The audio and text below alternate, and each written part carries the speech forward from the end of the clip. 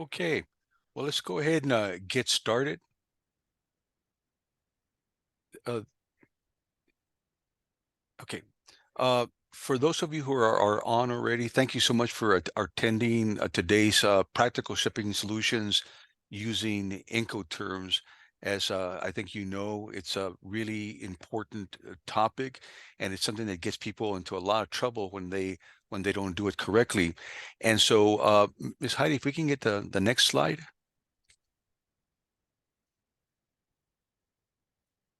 Thank you. This is part of the Arkansas District Export Council, and of which there are 62 decks, as we call them, throughout the United States. And we're charged with encouraging and supporting the exports of goods and services that will strengthen individual companies, stimulate U.S. economic growth, and of course, as always, create jobs. And next slide, please. We want to thank the Arkansas Economic Development Commission. If you see, there you go. Thank you so much. And the Arkansas Manufacturing Solutions, who are sponsoring this series of webinars to help Arkansas companies to expand their exporting expertise. Their mission is to maximize enterprise value for manufacturers through innovation, operational excellence, sustainability, and leadership development.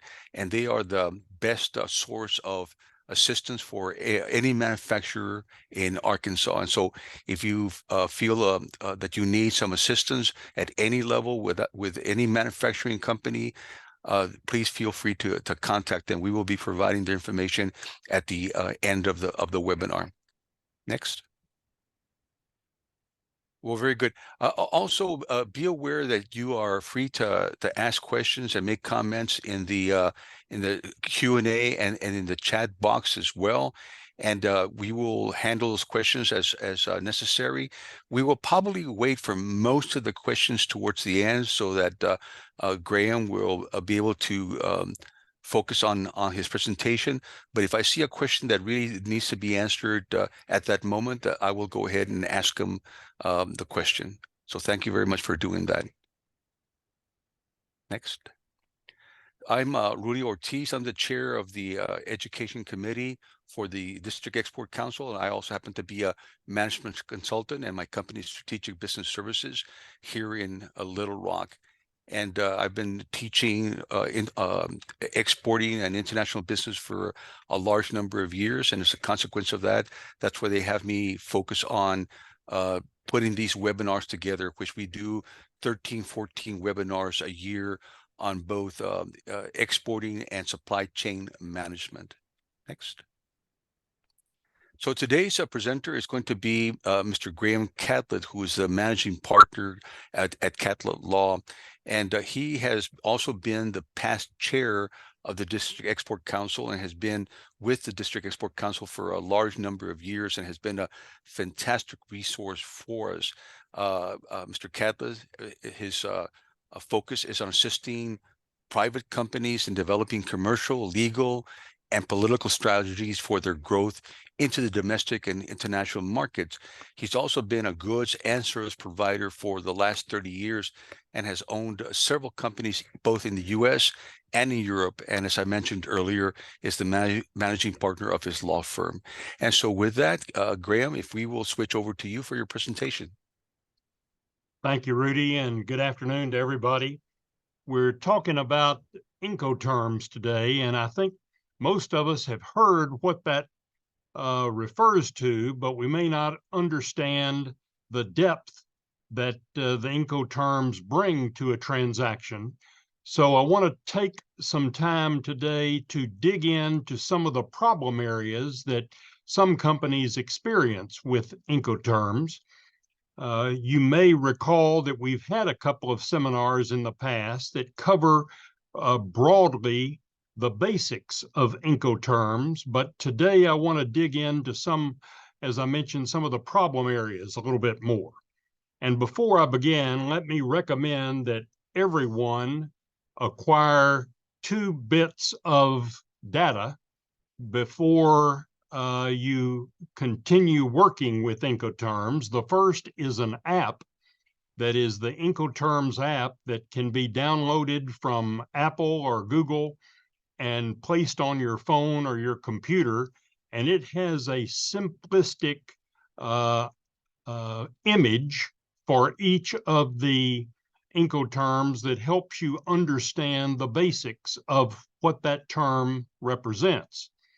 The second thing is a book that is printed by the International Chamber of Commerce. And this book has the details of what the Incoterms mean and all of the specifics that go along with each of the terms. As I mentioned a minute ago, sometimes we think that we know everything about an Incoterm simply because of the abbreviated name, whether it's FOB or XWorks, and we think that tells us everything we need to know about the Incoterms. But as you'll learn later in our presentation, there's a lot more to each of those. Let me come around to sharing my screen just a minute. And the topics that I want to cover today are these 8 things. And I mention them now so that you can be prepared for them. And also, if you have questions, as Rudy said, you're welcome to interrupt me, or we can discuss the questions at the end. We'll have plenty of time to do so. The first topic is, what do the Incoterms really do and what do they not do? The second is, what happens if the Incoterm is not properly incorporated into your document? The third is, what do we mean by place when we're talking about an Incoterm? The fourth are, what obligations are you as a buyer or a seller incurring by using Incoterms? The fifth is, which Incoterm is appropriate to use in certain circumstances. Sixth is, what kind of insurance is to be provided when insurance is the responsibility of the exporter. Then I want to go into a deeper dive into some ocean-going shipments. And finally, I want to cover a lawsuit which raises some of these issues and answers them in a way that you might not have expected. So first, the most common problem is, what do they do and what do they not do? And let me say that as far as what they do, they establish obligations between the buyer and the seller. Not simply the descriptive title, but there are several other obligations that are incurred both by the buyer and the seller when using an Incoterm. The second, and it's a very important aspect of Incoterms, is it determines when the risk of loss shifts from the buyer to the seller, from the seller to the buyer. And the answer is at the point of delivery. We'll go through the definition of that in a minute. The third thing that the rules do is determine which party pays which costs. And there are costs associated with the use of Incoterms. Now, what do the rules not do? And this is also a very common problem that people run into. And the biggest one is that Incoterms do not constitute and they do not create a contract of sale. They are merely a part that can be incorporated into a contract of sale, but standing alone, they do not constitute a contract of sale. They also they do not provide for the time, place, and method or currency of payment. So these are not terms that will determine when the contract is paid. They will not determine remedies for breach of the contract. They do not provide for a force majeure, and they do not resolve a dispute or tell you the method, whether it's litigation or arbitration. They do not tell you which law will govern, whether it's the law of Arkansas or the law of Egypt or the law of a treaty.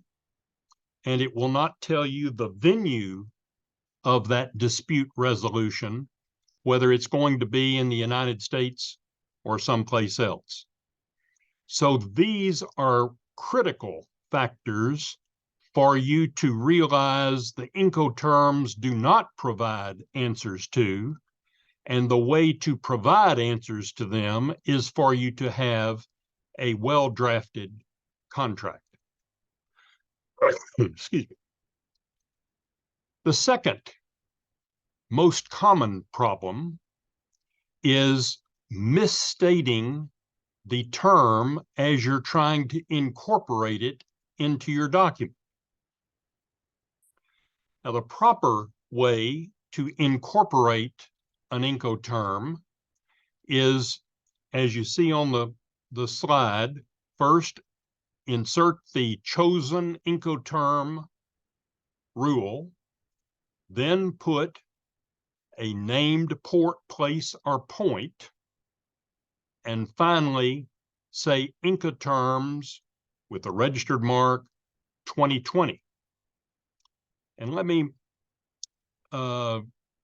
diverge a little bit here, because the Incoterms that we use now are the 2020 edition. Every 10 years, they're adjusted, and there have been some changes from the 2020 edition, from the 2010 edition to the 2020 edition. So a proper way to describe and incorporate Incoterms into your sales agreement or whatever document you intend to use is CIF Shanghai Incoterms 2020, or DAP, then the address, Conway, Arkansas, Incoterms 2020.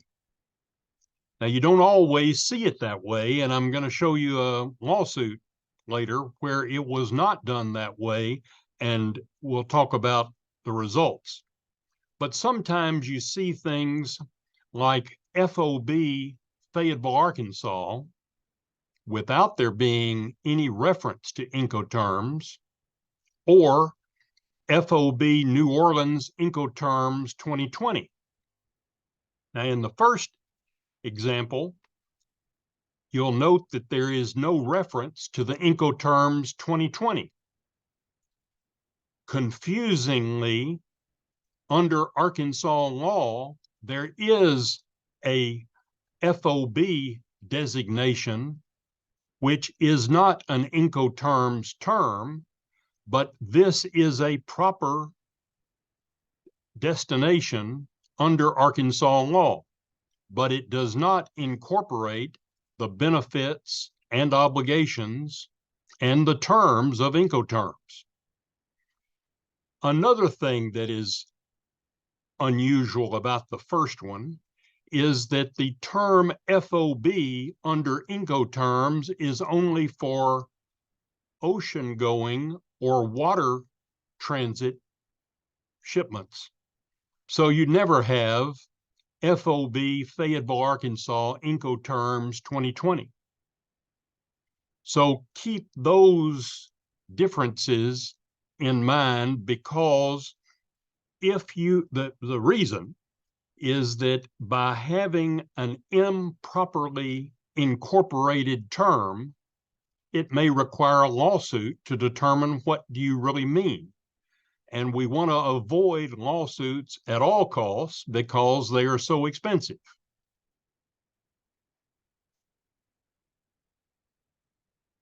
We mentioned that the proper way to include Incoterms is to use the registered mark, but it is not necessary to use the registered mark it is necessary, as I mentioned previously, to use the year of the Incoterms because there are different editions of the Incoterms every 10 years.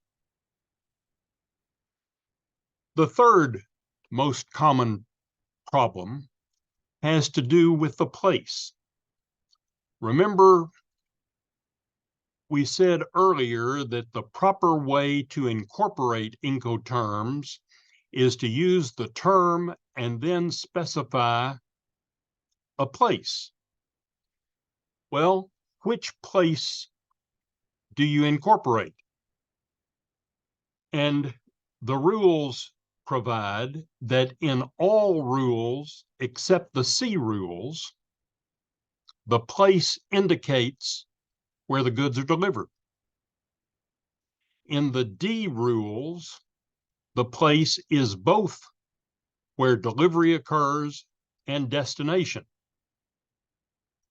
In the C rules, the place is destination, but it's not the point of delivery.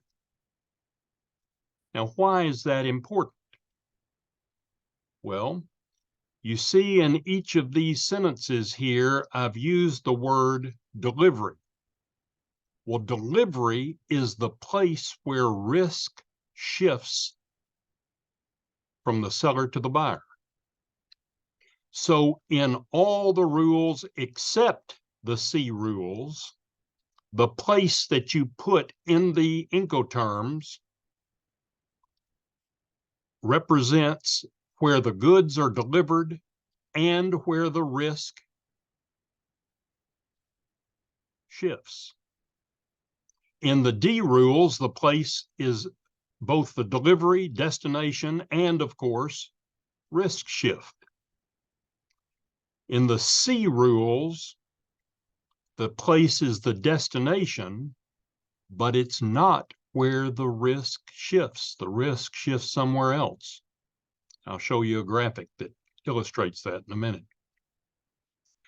So the delivery is the place where the risk shifts from the seller to the buyer under Incoterms. Now, does it have to be that way? No, it doesn't. You can always modify it by providing differently in your contract of sale. But if you don't provide otherwise, and you provide a Incoterms, then at the point of delivery is the point where the risk shifts. Now, of course, there are two extremes for shifting risks. One is the Ex Works, and one is DDP. The Ex Works is closest to the seller, and so the seller prefers to use Ex Works.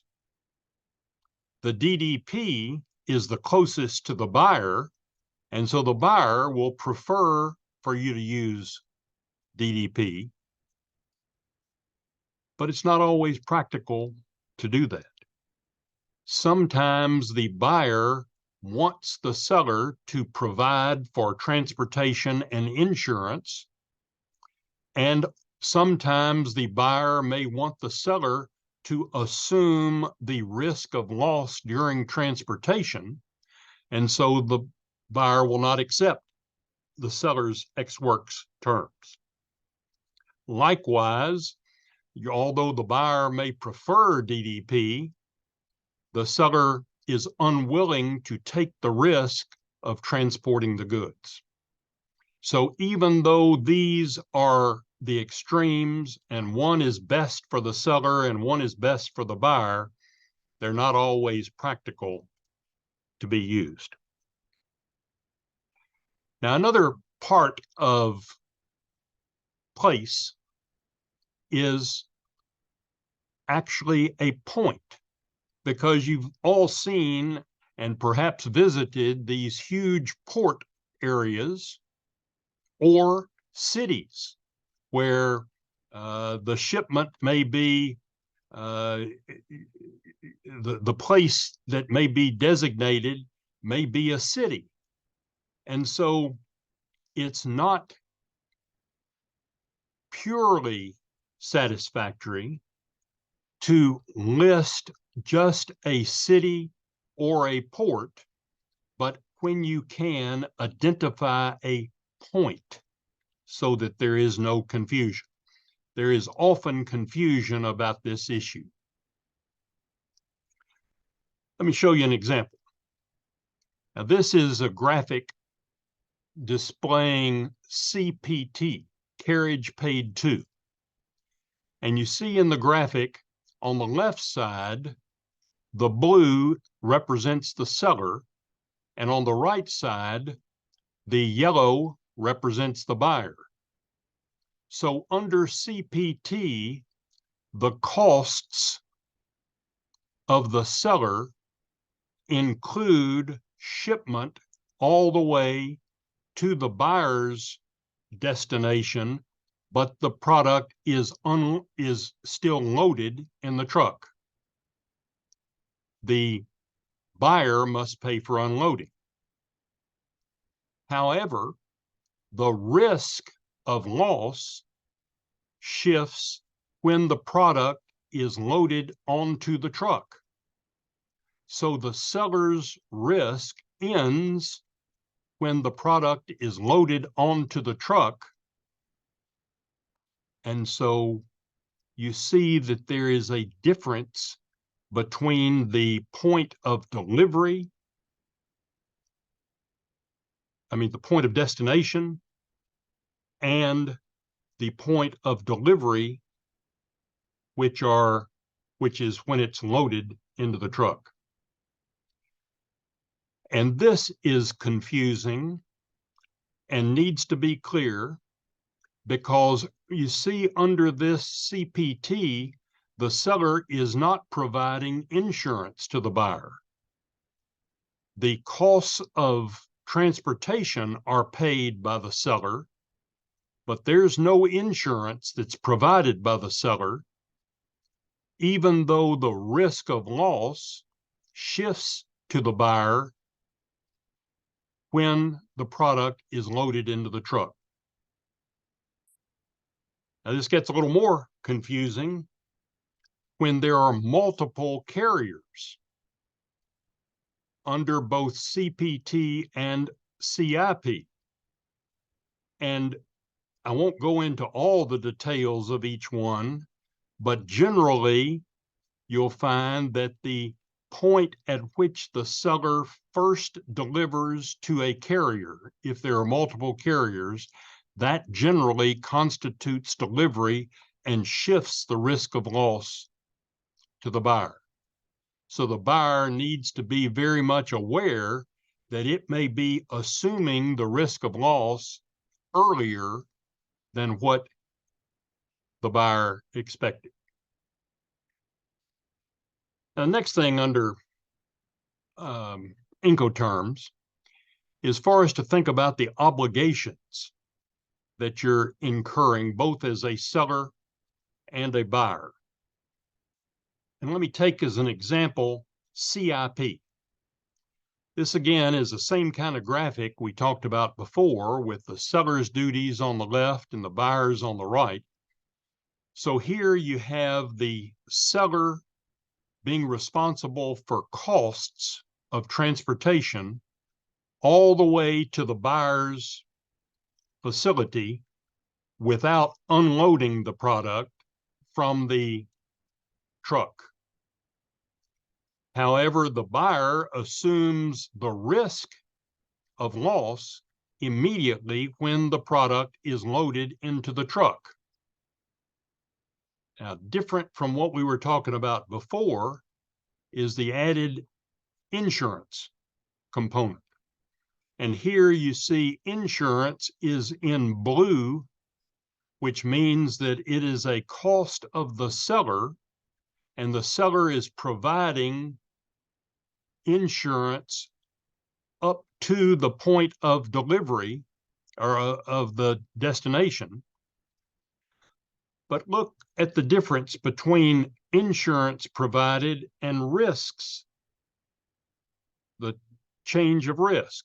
So you see that the risk of loss is becoming assumed by the buyer when the product is loaded on the truck, even though the seller has to pay insurance for the benefit of the buyer. Now, what does that mean as a practical matter? Well, think about it. If the product is damaged in transit, who has to fight with the insurance company to get the proceeds? Well, it would be the buyer, wouldn't it? Because the risk of loss shifted when the goods were loaded onto the truck. So even though the buyer is the beneficiary of the insurance, the risk of loss was on the buyer. So it's his policy, his coverage, and his responsibility to collect from the insurance company. Now, I mentioned the obligations that you incur, and that's why the book that I referred to earlier is so important. Because for each of the Incoterms, there are a list and description of obligations that the seller has in the transaction and the buyer has in the transaction. So even though the risk of loss may shift X works at the seller's dock, the seller is still going to have some responsibilities with respect to that shipment. And that's something sellers don't always think about either. They think that if the product is at their dock, then their obligations are finished. And that's not true. Similarly, the buyer has some obligations under each of the Incoterms that the buyer may not recognize. And that's why, again, reading the terms of the buyer's obligations under each Incoterm in the book is important so that the buyer understands. The next problem is which Incoterm to actually use, because there are some that are very close to others, and you may not understand clearly why you should use one over the other.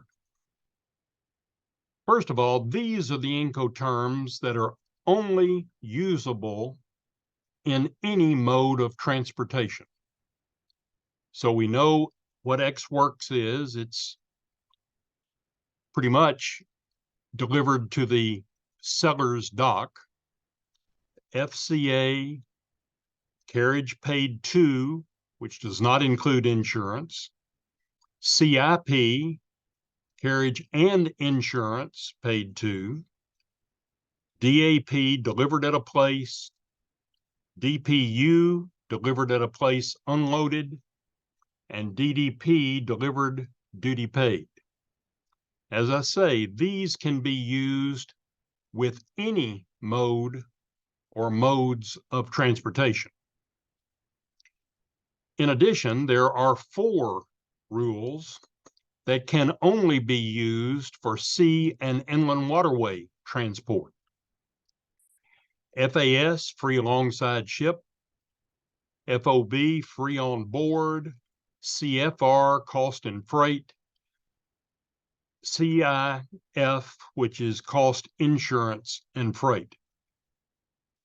Let me go through a couple of the graphics on these to give you an idea of how they work. I won't go through these on all of them because they're in the book and also in the app that I suggested to you. But FCA is a common one that we use, and it can be used in 2 instances.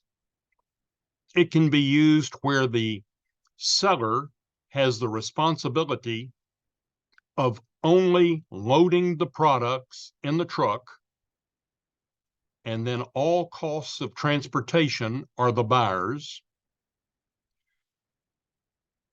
As far as risk, the risk shifts when the product is in the truck. and the risk of loss then shifts to the buyer until it's delivered to the buyer's place of business. So you see in this one, delivery occurs immediately upon the delivery of the loading of the product into the truck. But FCA can also be used when the seller is responsible for delivering the product to an intermediate point, as in the second graphic. In this graphic, the cost for the seller include the cost of initially loading the product and transporting it to the place that the seller, the buyer designates, but leaving it unloaded. And at that point, the risk of loss shifts to the buyer. Graham, Yep. in this last instance, what would be the sort of language that would designate that? Well, that's a good question. And let me go back and show you, if I can, exactly how to find that. All right. In all rules except the C rules, this is an F rule, isn't it? The place indicates where the goods are delivered. So let's go back to that slide. And where are the goods delivered? Well, in this first slide, the goods are delivered right at the seller's dock, loaded, but they also can be delivered to the buyer at an intermediate point. So the place that you specify is going to be one of these places here, loaded. And that, as far as what it means, is all covered by the rules of FCA. Thank you. All right. Now, there are two that are slightly different, but also add to confusion, and that is DAP versus CIP. And let's talk through the differences, because when you look at them, the cost should be exactly the same. And so the buyer and the seller may not think there is any difference between these two, but there is. Under the first one, under DAP, you see the seller is responsible for paying the transportation all the way to the buyer's place, unloaded. Then the buyer must unload. The risk doesn't shift until the products reach the buyer's location, unloaded. And so the seller is paying the cost of transportation and is assuming all risk of loss until it gets to the buyer. That's DAP. Now, what about CIP? Well, similarly, the seller is going to pay the costs of transportation all the way to the buyer's place of business, again, unloaded or loaded. The difference is that the risk of loss shifts to the buyer when the product is located at the seller's facility. Now, the seller is going to provide insurance to the buyer, but the risk of loss shifted back here. So you see what I mentioned a minute ago, the costs to the buyer may be exactly the same. Under DAP, it is the seller's responsibility to pay the transportation and to assume the risks to this point. Under CIP, it is the seller's responsibility to pay the cost of transportation, just as before, and provide insurance to the buyer.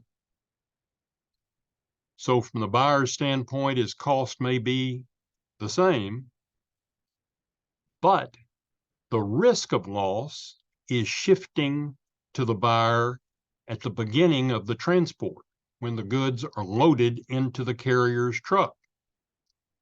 And again, the effect of that is that if for some reason the insurance doesn't pay, or there's a fight, or there's a dispute, then it is the buyer's responsibility to fight it out with the insurance company, where under DAP, the seller has that risk until the product reaches the buyer's facility. And so, even though you may think these two have the same economic effect to you, they do have a difference when it comes to risk. Now, I keep talking about insurance. Well, what does insurance mean, and what kind of insurance is there? Well, one of the things we talked about before is that the 2020 version of Incoterms has some changes from 2010, and the difference has to do with the type of insurance. And there is a difference in CIF insurance and CIP. I'm sure you all know the difference in property and casualty and marine insurance between specified peril and all risk. And of course, all risk is much better. Well, in the past, in the 2010 version of Incoterms, when insurance was provided, the only insurance that the seller had to provide was specified peril, not all risk. But in the 2020 version, the rule was changed so that in CIP,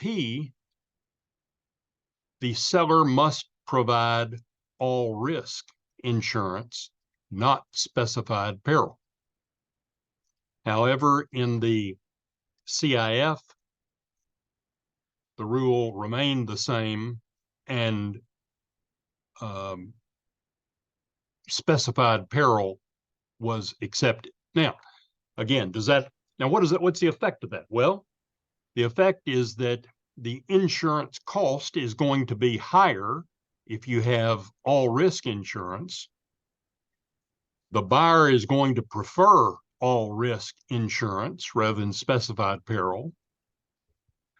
But it's also a matter that can be negotiated. And if you don't want to use specified peril insurance, or if you don't want to use all risk coverage, then you can change that in your contract of sale. But just keep in mind that under certain terms, the buyer may only receive specified peril insurance rather than all risk coverage. Graham, Yep. since you're covering CIF at this moment, we had a question from Ms. Stephanie Regal. She states, we load at the seller's facility in Wisconsin, and delivery is the port of Hong Kong. Is CIF the right term if they want insurance? Well, let's go back and let's see. All right. First, you could use one of these terms because they are proper for any mode of transport. And you, I didn't understand where the risk of loss was going to switch. Well, it may very well be that they don't know either, right? Okay. Well, then if you're going to use if you're the buyer, if you're the seller, then you want the risk of loss to switch at your facility, which would be CIP. the risk of loss will shift at your facility, even though you have to provide insurance to the point of destination.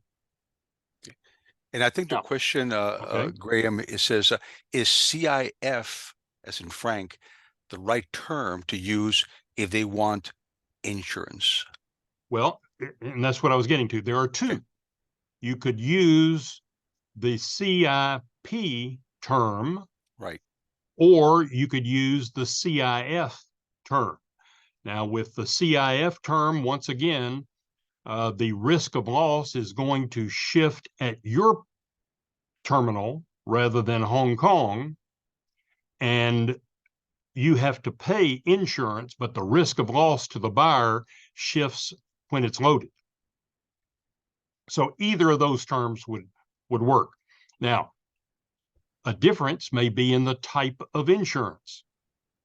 Under CIF, as we just covered, your insurance that you're providing is only specified peril. So if your buyer is aware, then it should require all risk. Yeah. At the So, end of the day, it's going to, really depend on what is it you're trying to accomplish and what's, yes, negotiated between you and the buyer.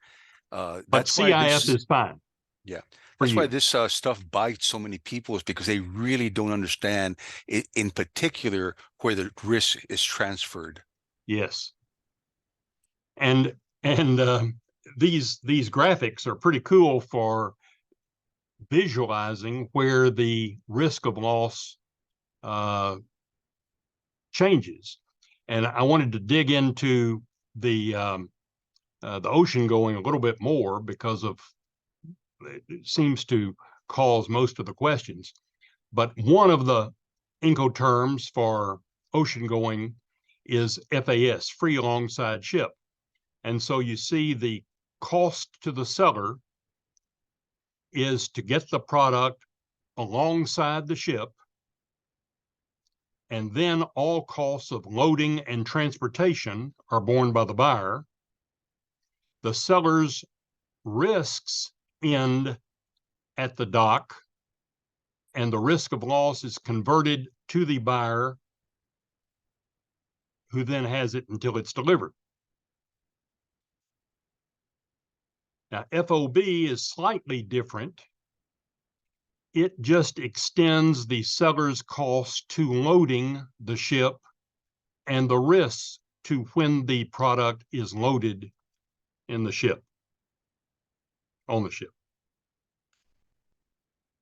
CFR is different because here the seller is paying the cost of the of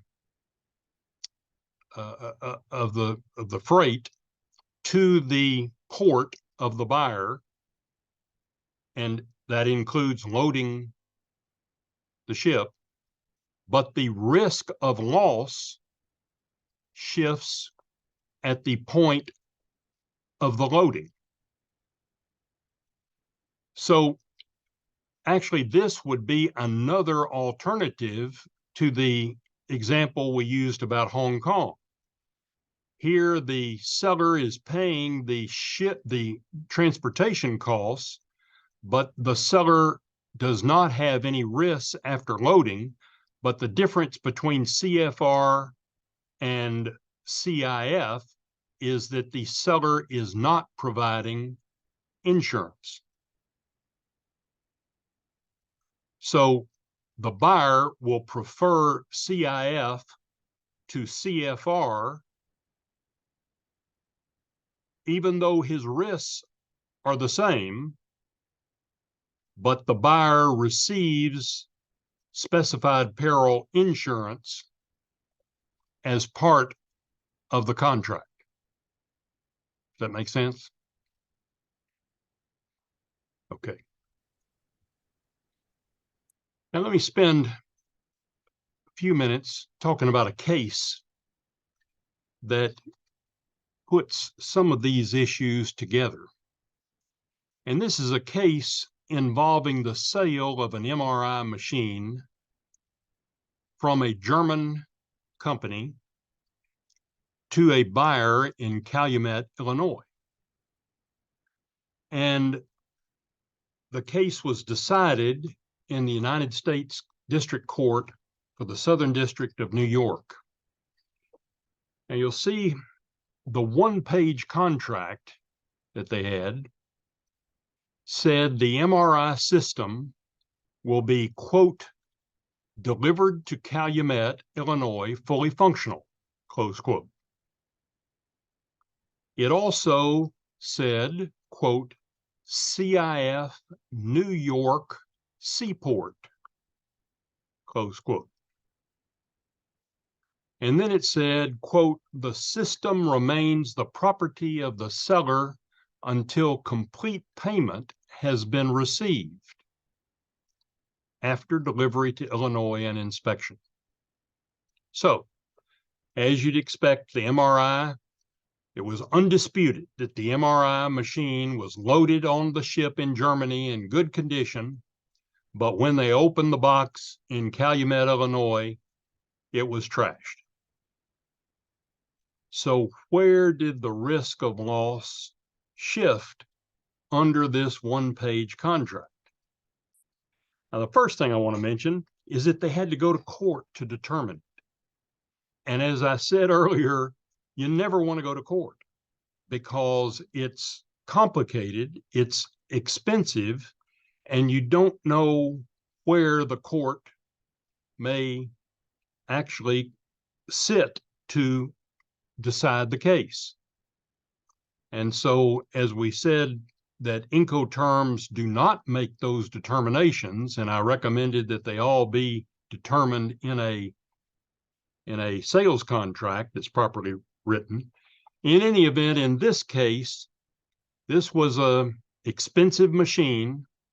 They had a one-page contract, and they ended up spending a lot of money trying to determine where did the risk of loss shift. Well, the first issue is what law even governs. Of course, the buyer wanted Illinois law to control. The seller wanted German law to control. And so what did the court hold? Well, the court held really neither.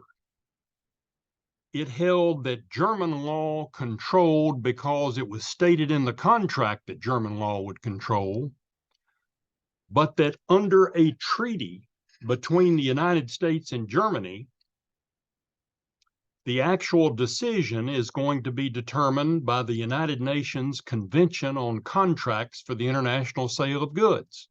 How many of us had ever heard of that before? Well, if you're doing exporting and both countries, the United States is a signatory, and if the country you're buying or selling from is a signatory too, then the law of your contract is going to be governed by this treaty, unless in your sales contract you provide otherwise. But in this case, the federal court said German law controls because it was stated in the contract, but German law provides, just as U.S. law provides, that if both parties are party to this treaty, then actually you look to the United Nations Convention on Contracts for the International Sale of Goods to determine. So then the second question is, was the Incoterm properly incorporated into the contract? Well, let's look at this. CIF New York Seaport. Does that look like it's proper? Well, not based on what I told you earlier. I said earlier, the best way to do it is not only have the term, the place, but also say Incoterms 2020. But look what this court decided. This court said, yes, the Incoterm was properly incorporated into the contract.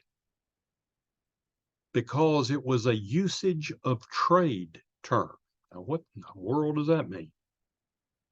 Well, when the court looked at this United Nations Convention on Contracts for the International Sale of Goods, they found a sentence that says, the parties are considered, unless otherwise agreed, to have impliedly made applicable to their contract or its formation a usage of which the parties knew or ought to have known, and in which international trade is widely known to and regularly observed by parties to contracts of the type involved in a particular trade concern. Doesn't say anything about Incoterms, does it? But what the court held is that if there is a usage in the trade of the type that the parties engage in, and they knew or ought to have known about that usage, then that usage becomes part of your contract, whether you want it or whether you expect it. Now, can you get it out of there? Yes, because in the first phrase up here, it says, unless otherwise agreed. So what the court held is that even though it was not clear that Incoterms, I think this was 2010's version, was to be used, that these parties were engaged in international trade. They should have known that Incoterms would be applied, and Incoterms were a common trade term. And so, yes, the court is going to say that the Incoterm and all the obligations related to Incoterms, some obligations on the buyer and some on the seller, are going to be incorporated in this contract, even though it wasn't properly listed as we talked about at the beginning of the day today. Now, and let me say that the American side got their law professors and lawyers on the stand, and they said, no, in order for Incoterms to apply, you've got to say Incoterms 2010. And the court said, nope, that this provision of the United Nations Convention of Contracts will incorporate Incoterms even if you don't make it clear.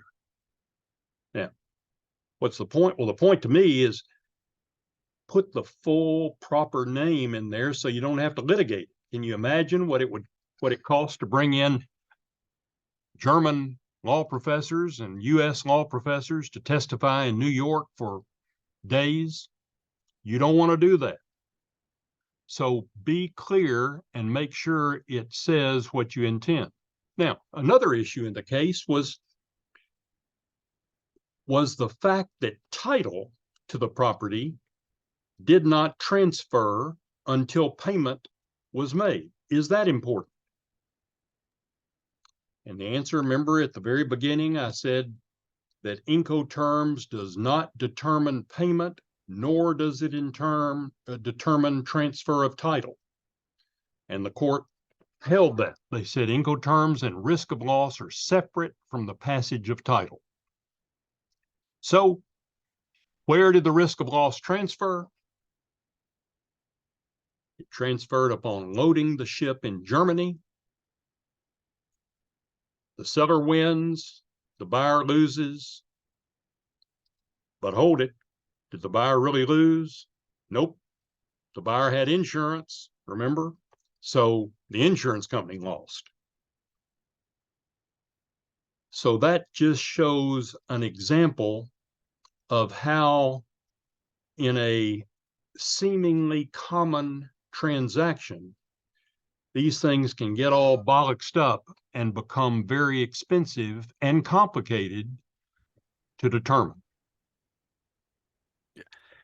You know, one of the things that we saw not real long ago, maybe about a year ago, was the ship Evergreen that got stuck in the Suez and just turned into a nightmare. And you know, if one understands how these things work, you can only imagine not only the fact that you didn't get your products and maybe your business was counting on receiving those products, but the fact that there were costs involved by the very fact that it was stuck and that it couldn't go through, and on and on and on. And unfortunately, in many cases, if not most cases, the person who's shipping the product, or however, whatever terms they agreed on, are going to bear that additional cost that was totally unexpected.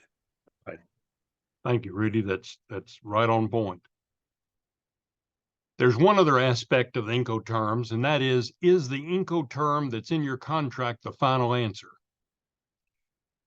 And I found a case that should scare us all a little bit, and it had to do with a customs case. And in this case, the court held that the practice between the parties was different from the way the Incoterm provided. And so the court held that the Incoterm on a shipping document does not end the inquiry, but that you look at the circumstances of the transaction holistically, while according due weight to the Incoterms appearing on the shipping documents. So even though the shipping documents may provide for Incoterms, if you act in a way that is different from that, then they will not be enforced strictly. Now, I want to open up to easy questions, not any difficult questions, but easy ones, and recommend that you buy the book that I mentioned. But the main lesson, I think, today is to think through the issues that you have and make sure that the totality of your transaction is exactly what you want. And although we may use and throw around some of these terms pretty easily about the Incoterms, remember that there are more obligations of the buyer and the seller than just the title would imply.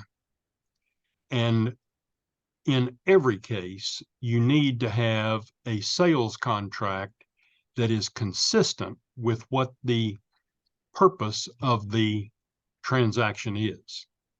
And we hope to have another seminar this spring on the essentials of a sales contract. But until then, let me suggest that you make sure that you have a sales contract, and for sure, don't expect that the Incoterms are going to imply all terms of a sales contract for you. So I'm happy to take any easy questions. Okay, one of them is fairly complicated, and I'm going to ask Tim to ask the question directly to Graham via email. But the other one, it has to do with FAS versus FOB. But the other one is by KODJO. I don't want to massacre that name. It says, in the case of CIF, since the risk is shifting to the buyer's name at the vendor doc, does the seller have to get insurance in the buyer's name? Yes, the insurance should name the buyer, because the buyer is the beneficial insured. And so as part of the shipping documents, the insurance should provide for coverage beneficially owned by the buyer. Perfect. Somebody else asked, do we get a certificate of attendance after? Well, in the past, what we've done is we've given a certificate to those people who attended a series of class. But let Heidi and I discuss this, and I think that we will go ahead and do that. Yeah, I can certainly make a certificate of attendance. Perfect. I appreciate that, Heidi.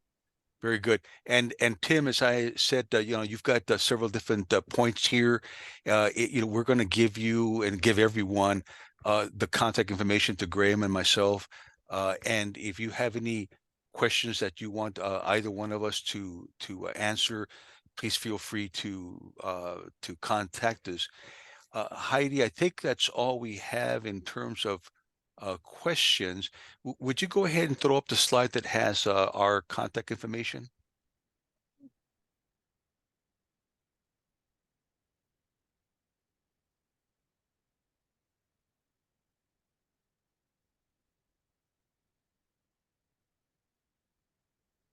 We'll get to it momentarily.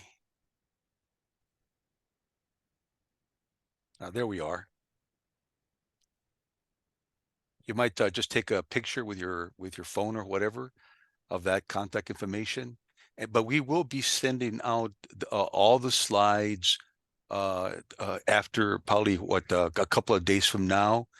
And it will also be available on our YouTube channel as well, so that you can use it as a resource as often as you want to obviously this information is fairly convoluted and complicated, which is why we're having the class.